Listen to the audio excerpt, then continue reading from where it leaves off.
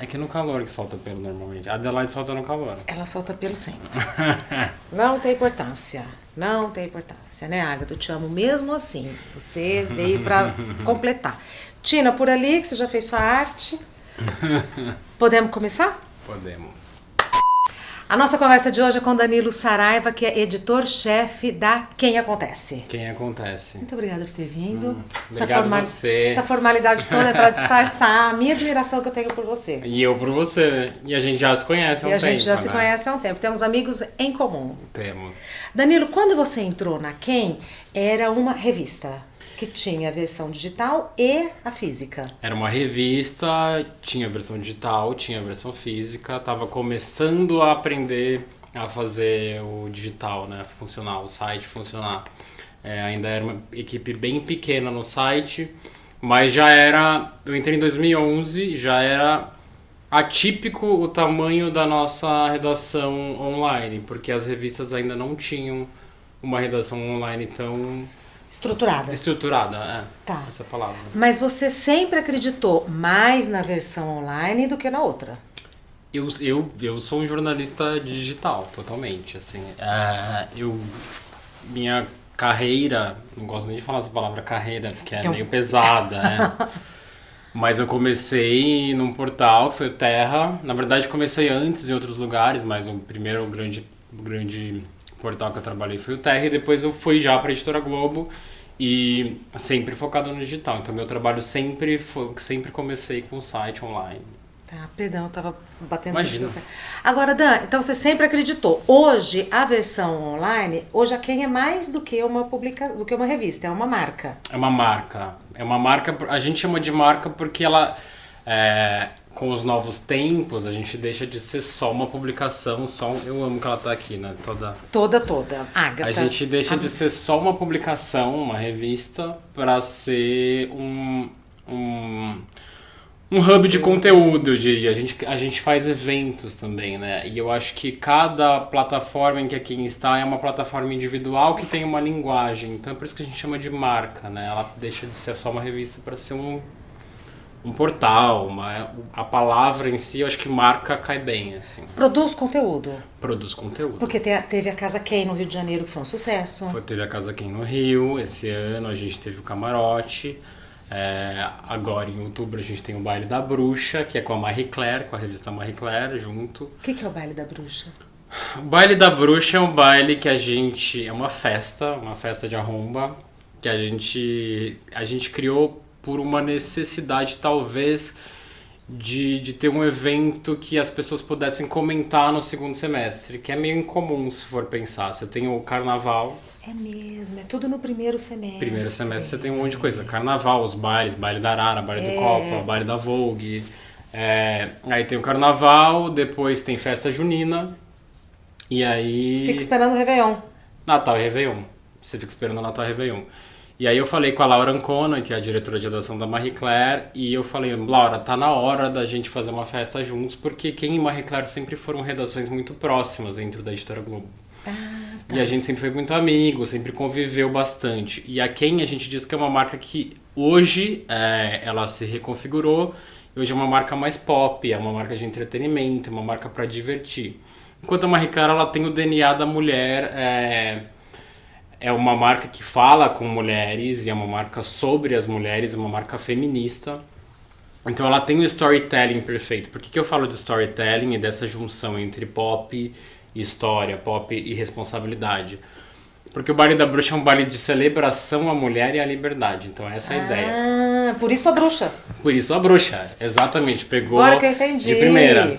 A bruxa, na verdade, não é a figura maldita neste baile, não é a figura é a velha maldita. sábia. É a mulher sábia, a mulher poderosa, a e- mulher bonita, a que mulher domina o universo poderosa que domina o feminino. universo, exatamente. Que legal. Ela não tem verruga no nariz, não anda de vassoura. Não... E se tiver tudo bem? Tudo bem.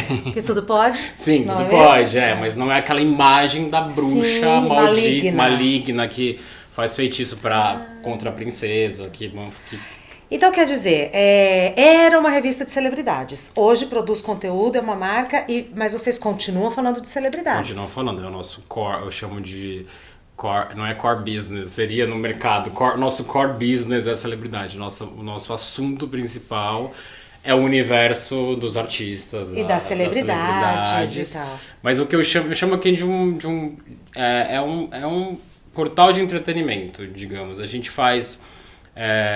a gente teve que tornar a Quem uma coisa mais pop e... Por quê? Porque quando a gente decidiu encerrar o impresso... Aliás, arriscado. Não era arriscado? Não foi uma dava um medo. Isso. Deu um medo. Não aconteceu por acaso. Foi a gente estudou muito para isso acontecer. Tivemos estudos dentro da Editora Globo. Na época, quem era a nossa diretora de núcleo, a Andrea Dantas, ela olhou a marca desde o começo. A gente analisou números de banca, analisou números de anúncio, analisou audiência. Muito trabalho, hein? A gente fez um trabalho cirúrgico para acertar nessa migração. Era uma aposta, porque eu acho que isso é inevitável para um monte de marca, né? Acho que isso deve acontecer. O quê? Essa mais cedo ou mais reconfiguração? tarde. Eu acredito que sim. Eu acho que tem muita marca que faz todo sentido existir como impresso. Por exemplo, a própria Marie Claire. Eu amo, os cachorros me amam aqui, né? Eu tenho 2 cachorros, né? Acho que eu tô cheirando o cachorro. Existem marcas Marie como Claire, Vogue, você acha que Marie faz Claire. sentido? Faz sentido porque existe a Vogue, tem a September Issue, aquela coisa de olhar os ensaios de moda, até de você tentar entender aquela referência. Então, nos anos 90 era assim, você pegar aquela revista antiga e analisar. Agora eu acho que tem outras marcas, como a Quem, que... por exemplo, hoje você tem um monte de Instagram de celebridade. A Bruna Marquezine posta as férias dela, a Marina Rui Barbosa posta que foi no shopping hoje à tarde. Então, assim, você perde um pouco do ineditismo daquilo, da exclusividade daquilo. Na versão impressa. Na Porque versão é muito impressa. distante. É distante, precisa ser mais rápido. Então, eu acho que o digital chega nesse momento feliz, assim. É feliz para a marca se tornar só digital. Qual o resultado? Audiência, faturamento dessa operação arriscada? Foi incrível, a gente não esperava. Quer dizer, a gente obviamente estudou muito, isso aconteceu em julho de 2017. Recente. É recente, tem 2 anos. É recente.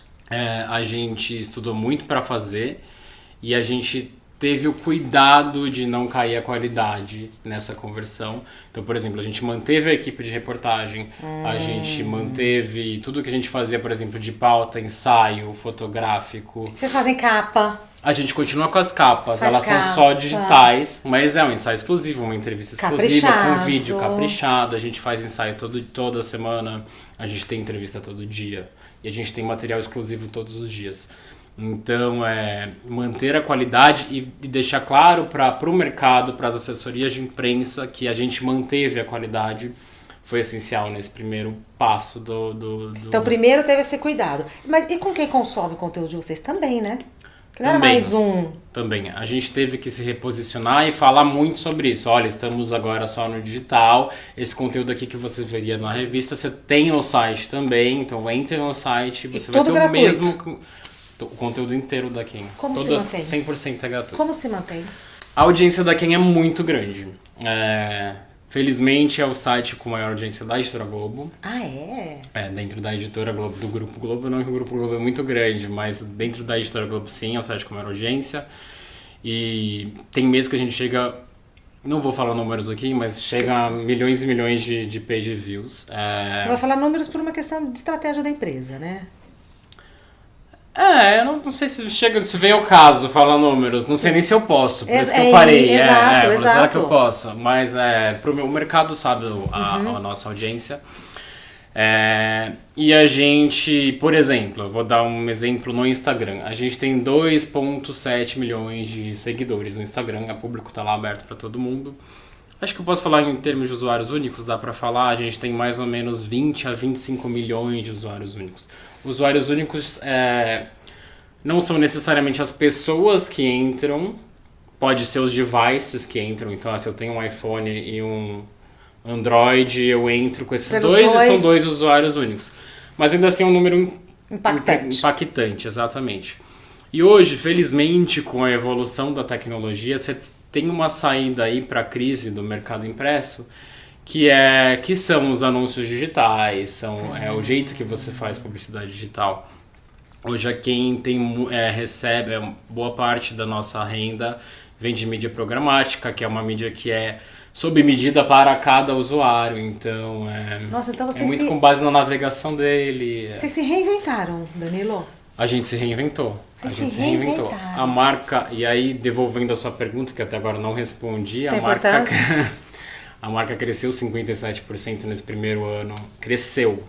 57%? 57% em audiência. A rentabilidade foi a melhor da história da marca. Coisa impressionante, não? Em 18 anos. Você esperava isso? Você Jamais. apostava, mas é muito, não é? Não, nem apostava. Foi um salto. Que legal, Danilo. Assustador, assim. Foi logo. A gente mudou em julho. Em setembro a gente bateu o recorde de audiência, assim, loucamente, muito por conta do Rock in Rio. Porque foi o Rock in Rio em 2017. Então, mas foi tudo pensado, né? Mais ou menos. Essa parte do Rock in Rio foi meio mais ou menos. Então, mas óbvio que a gente ia fazer uma super cobertura, já era o que a gente fazia sempre. Só que aí, como a gente tinha mudado, o que a gente pensou foi, na época, ainda junto com a Andrea, foi vamos deixar essa cobertura melhor ainda, maravilhosa. Então a gente criou aí, fez um esquema de pauta, assim, de cobrir o Rock in Rio. O Rock in Rio é um parceiro nosso, né? Quer dizer... Então cobrir todos os lados do Rock in Rio e mostrar toda a exclusividade que a gente poderia lá dentro. Então vocês descobriram como fazer? Fazendo. Foi se arriscando. O bom do digital é você poder se arriscar, porque se você tem que colocar nas bancas um produto, você tem que saber que ele precisa vender, porque afinal você tá circulando revista. O digital é mais barato, começa daí, ou não? É mais barato. É mais barato. Com certeza. Porque você não tem distribuição e nem impressão, né? E isso encarece. Encarece. Faz sentido para muita marca, mas encarece. E o digital, ele... Não vou entrar em questões é sustentável, porque não é nem o caso, porque impressão é reflorestamento, mas assim, é mais barato em estrutura, porque você não imprime, você não distribui, não tem que pegar avião para levar para outras praças. Então, o alcance é gigante. O alcance é uma loucura. É uma loucura. Você publica o negócio depois de 5 minutos. Todo mundo que tinha que ver viu.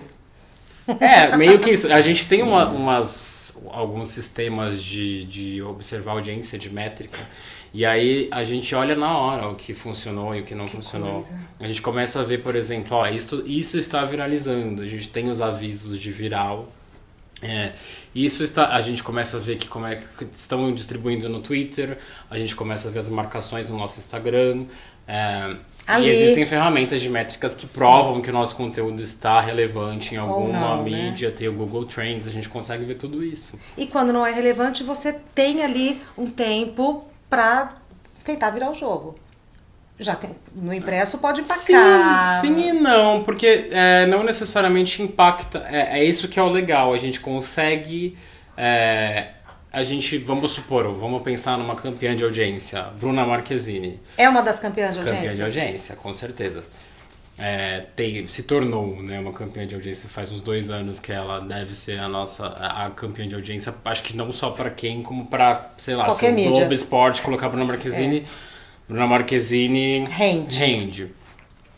Mas uma figura como a Bruna, isso vai nos trazer uma grande audiência? Vai. E quando não dá certo, a gente consegue botar a Bruna Marquezine, que é uma campeã de audiência, mas a gente consegue botar também uma pessoa que não é uma campeã de audiência e que a gente quer botar porque a gente acha que tem que pôr. Que precisa, que as pessoas precisam ler o que essa pessoa tá falando, entendeu? Já que você trouxe a Bruna Marquezine, numa entrevista...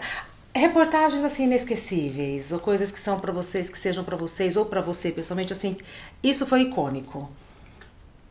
Eu tenho coisas que eu fiz e que eu achei icônicas para mim, na minha vida, e tenho coisas na Quem que eu acho que foram para quem. Tá, os dois. Os dois, tá. Eu acho que a gente acertou muito falando sobre... Isso de, eu não preciso apostar em grandes nomes, tanto assim, porque o meu meio é digital. A gente fez uma capa digital com a Laura Cardoso, olha isso. A gente botou ela num estúdio e começamos a conversar com ela pra saber histórias da vida dela. Foi incrível, viralizou muito mais, assim, que eu nunca imaginei que isso pudesse acontecer, viralizou, foi sensacional. Que legal. Todo mundo postou, Por que vocês escolheram a Laura? Porque eu acho que ela tem uma história, eu acho que ela é uma das grandes damas da TV atualmente. Ela, se bobear, talvez seja uma das mulheres mais velhas na ativa neste momento. E o mundo mudou muito, a gente precisa saber o que ela tem pra falar, como era na época dela, o que mudou, Danilo. E ela continua fazendo, né? E aí a gente falou, vamos fazer a capa digital com a Laura Cardoso. Teve gente na minha redação que me descreveu e falou, não vai dar certo. Eu disse, não, vai dar certo, vamos fazer. Colocamos, foi maravilhoso. As pessoas se emocionaram, tem um monte de gente repostou, leitores, artistas, foi um fenômeno de audiência. Uma outra coisa que eu acho que foi bem icônico nessa era digital agora foi uma zoeira que a gente fez com o Caco Ciocler. Ele estava fazendo a novela, que ele era um galãzão. Meio que um galã, não um galã. Não tô conseguindo lembrar o nome da novela. Porque nem eu. Não vou lembrar. Mas era do João Emanuel Carneiro. Essa última do João Emanuel Carneiro. Enfim, ele era meio um galã. E você não espera que o Caco Ciocler seja um galã. Ele sempre fez uns papéis mais sérios. Uma coisa meio... Sou um pai de família, talvez. E nessa não. Nessa ele tava tirando a camisa, malhou e etc. E o Diego, que é um repórter nosso, ligou pra... A gente teve uma ideia e falou assim, vamos ligar pro Caco e falar assim, Caco, vamos te colocar de galã mesmo, assim, tomando um leite, escorrendo no seu corpo. Uma brincadeira. Galã! Botando... Se você de cueca numa cozinha e aí você coça a bunda na hora pra ser engraçado, fazer quase que um ensaio de humor com você. E a gente, ele nunca vai topar, né? Só que Diego ele ligou, topou. Vamos fazer. E aí a gente fez. Foi divertidíssimo, o conteúdo ficou maravilhoso. E aí viralizou também, foi incrível. Ele mesmo ficou tão passado que ele falou, não tô acreditando na repercussão desse negócio. Que eu virei galã, sim. Ele de fato virou galã. A gente fez uma zoeira do fato das pessoas estarem chamando ele de galã. E ele virou um galã na... Já te assustou alguma vez, assim, você perceber, constatar a repercussão de alguma coisa que você fez, Danilo? Já me assustou, já aconteceu da gente dar uma coisa... Eu posso até dar um exemplo. Um casal de atores foi para um evento e se recusou a ficar no evento porque tinha um político que eles não gostavam desse evento. E eu dei, na maioria, apurei e tal, não, realmente aconteceu, não sei o que. Eles saíram, foram embora do evento, então eu botei. Fulanos deixaram o evento porque não queriam ficar no mesmo espaço que o outro. Isso tomou uma proporção absurda e foi pra base da ameaça dos admiradores do fulano. Como é que você lida com esse tipo de situação profissionalmente e pessoalmente, Danilo? Eu fico assim, eu não tenho capacidade de lidar com esse, se eventualmente... E aí, obviamente, isso foi resolvido, foi uma coisa meio pontual e acho que foi o único caso que eu consigo me lembrar de que eu me assustei com a repercussão. Para aquelas pessoas, isso foi muito ruim, por mais que eles soubessem que a atitude deles pudesse causar isso. Então, não foi culpa nossa? Não necessariamente, porque as pessoas iam acabar sabendo que isso aconteceu. Mas me assustou um pouco e eu sempre peço pro pessoal tomar cuidado com isso, porque você não pode brincar com a vida de alguém dessa forma. Isso vale para todo o jornalismo, né? Assim, no de entretenimento... Vale mais pra delicado, vida, né? Mas vale pra quem tem um alto-falante como vocês têm... Então, assim, vocês não fazem fofoca. Não fazemos fofoca. Te incomoda se alguém falar aquela revista de fofoca, aquele portal de fofoca? Não. Incomoda, né? Não incomoda, não. Eu acho engraçado, mas... Acho que quem fala isso com certeza não tem entrado todo dia ou não acompanha. O que é dito... Como é que você lida... Porque quando você fotografa, você vai na casa de alguém, você acaba criando uma intimidade, mesmo que momentânea, você acaba criando uma intimidade. Como é que você lida com o filtro? O que você pode publicar, o que você não pode, o que é dito em off, provavelmente é O off é sagrado. O off é sagrado. O off é sagrado. Né? O que é dito em off, então isso já tem... O off é sagrado, não liga nem o áudio, desliga o áudio. Não tem o áudio de off. Tá. E como é que você faz o filtro quando você, na sua percepção, fala, poxa vida, aqui eu acho que ela se expôs demais, ou aqui... Eu não publico. Não, você faz esse filtro? Faço filtro. Quando eu acho que a pessoa... Ou eu chamo a atenção e falo, você tem certeza que você quer publicar isso? Que não vai se arrepender daqui um mês ou dois. Mas eu não faço as entrevistas sempre, né? Na verdade, é raro que eu faça. Então, quando eu vejo numa edição, quando eu pego o que algum repórter fez, eu vejo na edição, olha, isso aconteceu hoje, por exemplo. Isso é complicado. Eu acho que a pessoa vai se arrepender. Eu normalmente ligo para assessoria ou ligo para o próprio artista e eu peço para alguém ligar, enfim, para falar sobre esse assunto. Podemos mesmo usar, foi isso que você disse, a gente tem gravado, foi isso que você quis dizer? Muito porque eu me preocupo com isso das pessoas se arrependerem do que falaram e isso causar uma repercussão muito negativa.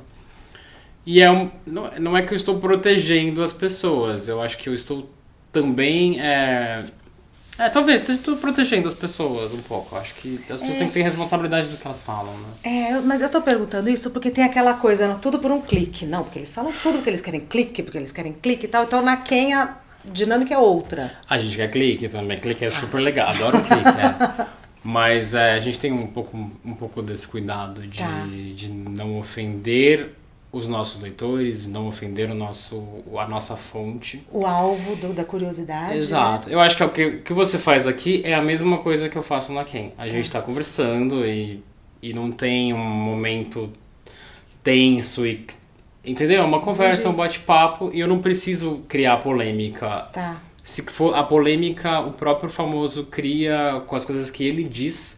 E ele tem que saber o que ele tá dizendo. Acho que a quem faz isso muito, assim. É difícil lidar com o famoso, porque vocês lidam com o famoso pra valer, né? A gente lida. Não é difícil lidar com o famoso, é difícil lidar com alguns famosos. Qual a dificuldade, assim, recorrente? Tem muita gente que tem crise de estrelismo, né? Tem muita. Por exemplo? Fazer pedidos descabidos. Pra dar entrevista? Algumas exigências descabidas que não cabem até pro jornalismo, por exemplo, eu quero ler a matéria antes dela sair, coisas assim. E aí eu não abro mão, falo, não tem como. A edição é nossa. Preciso que você confie que tudo que você falou estará lá do jeito fidedigno. Tanto é que quando a pessoa é muito polêmica, eu falo, gente, faz ping-pong. Ping-pong, pra quem não sabe, é a pergunta e resposta. Direto. Você gosta de cozinhar? Eu gosto. Time de futebol. Lugar Qual preferido? é o seu time de futebol? Exatamente do jeito que o jornalista perguntou, a gente respondeu, a pessoa do jeito que ela respondeu. Mas então, pra você, é o universo que você trabalha, que você vive e tal, mas quando você fala exigências descabidas, eu não consigo imaginar. O que são exigências descabidas? Sem expor ninguém, obviamente. Né? Deixa eu pensar numa exigência descabida. Que você fala, não acredito que pediu isso. Pedem, eu quero um carro, mas não pode ser da marca tal. Eu quero fulano tem que me buscar, mas aí eu preciso que ele preciso que me espere porque eu vou fazer o cabelo, eu vou pegar meu filho na escola, mas eu tenho que me esperar esse tempo todo e não faz o menor sentido, porque o negócio vai acontecer à noite. Uhum. Normalmente com honorários, o que envolve muito gasto.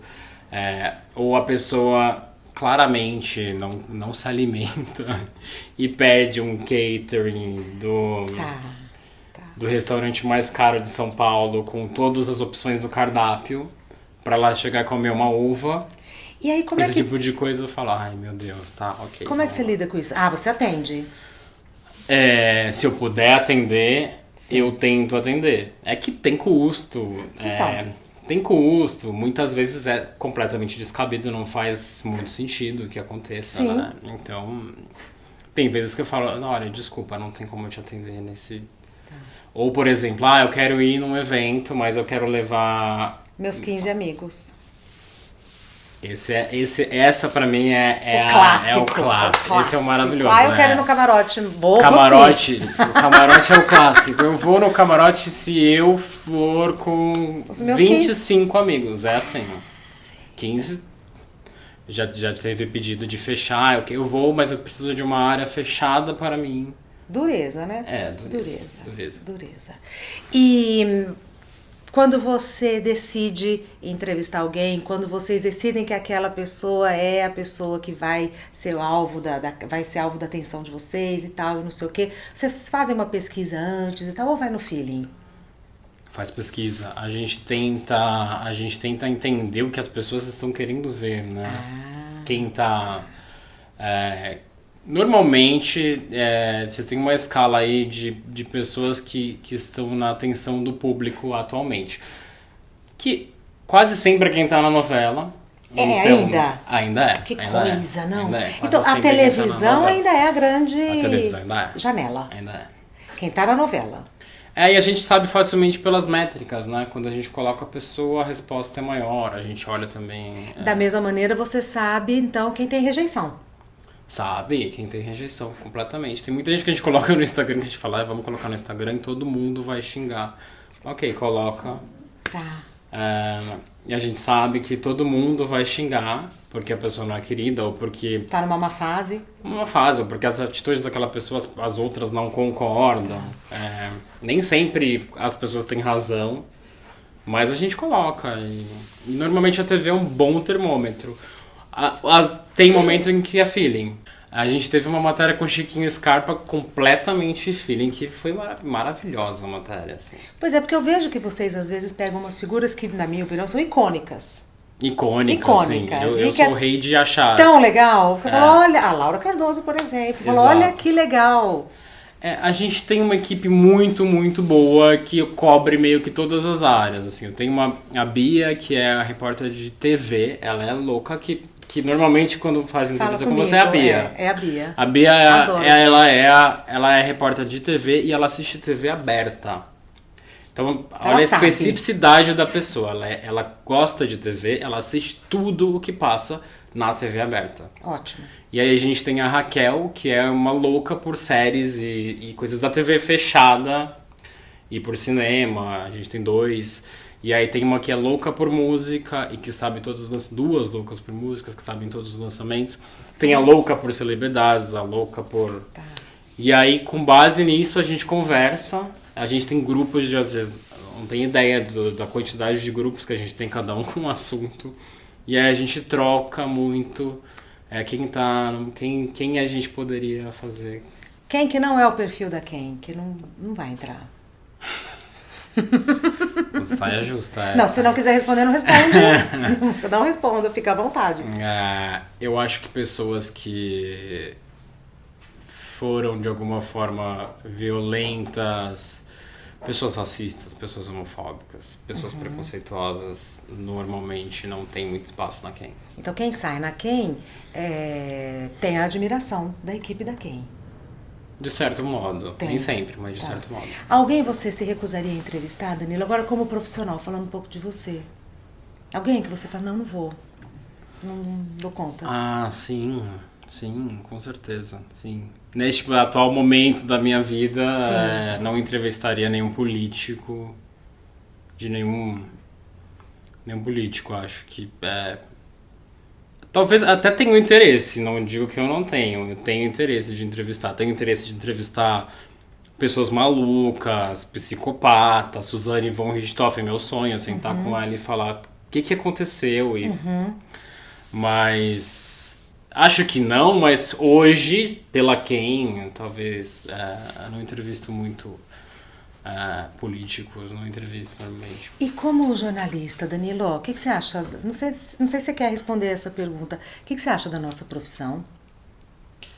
Hoje, assim, nesse furacão que está sendo esse ano. Cada vez mais necessária, né? Eu acho que é a profissão do momento, se você for pensar. A gente tem sido tão descreditado que ser jornalista é uma resistência.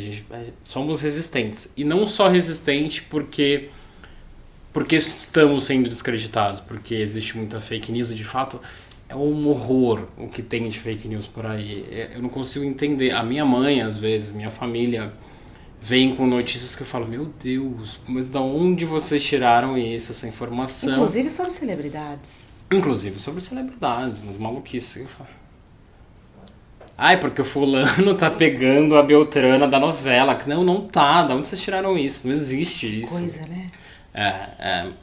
E é tanta fake news, e é isso. Estamos existindo num mercado que está se reinventando e que não vai acabar. Isso eu tenho certeza pela própria Ken, que dá pra se reinventar, dá pra você tem caminhos muito bons para continuar produzindo conteúdo de qualidade. Mas é uma resistência. Eu vejo pessoas estudando jornalismo hoje e eu falo, que gente maluca, que esses adolescentes não foram orientados bem pela sua... Porque é um... Já me vi falando isso. Exato. Com certeza, jornalismo é mesmo. Porque é difícil você entrar no mercado. É muito difícil. É muito trabalho, não, Danilo? É muito trabalho. É assim, a gente não dorme... no começo, principalmente, e no jornalismo digital, você faz muito plantão. É uma delícia. Você mais gosta, é quase um prazer que você fala assim, por que eu tô fazendo isso comigo mesmo? Mas é um prazer, não é ruim, não é um abuso, é legal. E a paixão pela profissão é tanta que as pessoas muitas vezes até se desgastam, né? Elas vão pra pauta e elas querem, emendam, não dormem pouco. Mas é muito difícil o mercado. Você tem poucos veículos, né? Tem poucas emissoras de TV, poucos sites, poucos... mesmo o trabalho solitário, tendo a noção de que o seu trabalho é de muita responsabilidade, que você pode de verdade prejudicar a vida de alguém, faz com que o seu trabalho exija de você uma atenção e uma tensão, né? Você precisa estar tenso na hora que, né, para mapear todas as possíveis situações e não prejudicar ninguém. E dar informação. Ninguém. Então é ali uma corda bamba. E a informação sempre em primeiro lugar. E quando você é repórter, né? Você já foi repórter de rua? Já. De pegar e se acotovelar, entrar no lugar? Cobri debate presidencial na Band. Exato, já cobri também. Já fui de política. Eu adorava, inclusive. Apesar de não entrevistar hoje, atualmente não entrevistaria, mas eu já fiz, já gostei. Eu já cobri o acidente da TAM, quando caiu o avião ali em Congonhas. É pesado. É pesado, você fica mal. E às vezes você tem que conversar com um parente de alguém que acabou de morrer numa tragédia. Sem fazer aquelas perguntas horrorosas. A que a gente diz, eu sempre digo, pelo amor de Deus, gente, não pergunta se o cara que acabou de perder o namorado, a mãe... Oi, você tá triste? Pelo amor de Deus. Não faça esse tipo de pergunta. Mas é uma profissão que as pessoas normalmente se apaixonam demais e elas se agarram àquilo, né, com muita dedicação. Eu gostaria que tivesse mais espaço, porque é muito legal. O jornalismo é muito legal, né? É uma coisa muito... É divertido fazer jornalismo. E é divertido quando você tem recursos para fazer jornalismo. Aí é mais gostoso ainda. É mais gostoso. E as pessoas não devem saber, ou tem pouco conhecimento, quem não é jornalista, obviamente, mas o que a gente faz, você no Mulheres, a Ken, por exemplo, entretenimento é jornalismo também, né? Sim. Tem um trabalho de apuração forte, né? Eu gosto muito, enfim. E parabéns, você faz muito bem o que você faz, Danilo. Obrigado. De verdade, você faz muito bem o que você faz. É uma referência. Que bom. Obrigado. Obrigada por ter vindo, viu, meu amor? Obrigado a você. Nos vemos no Baile da Bruxa. Nos vemos no Baile da Bruxa. Não é inscrita no canal, não é inscrito no canal. Faça a sua inscrição, ative o sininho para você ser notificado todas as vezes que tem publicação de conteúdo novo. Mande o seu comentário e dê aquele like gostoso.